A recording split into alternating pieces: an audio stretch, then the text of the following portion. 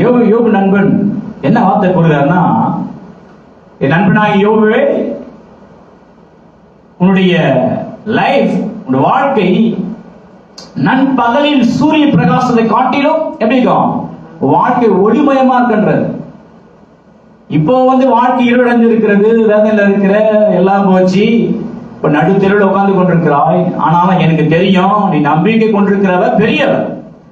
நீ கர்த்தர் நம்பிக்கை கொண்டிருக்கிறாய். பொல்லாப்பை செய்யாதவ நீ, சன்மார்க்க நீ, ரொம்ப கடவுள் பயந்து நடக்கிறவ நீ. ஆனா நல்லா தெரியும், நண்பகலில் நடுப்பகலிலே சூரியனுடைய அந்த பிரகாசம் எப்படி இருக்குதோ அதே போல என்ன பண்ணோம், வாழ்க்கை ஒளிமயமான வாழ்க்கையாக இருக்கும்.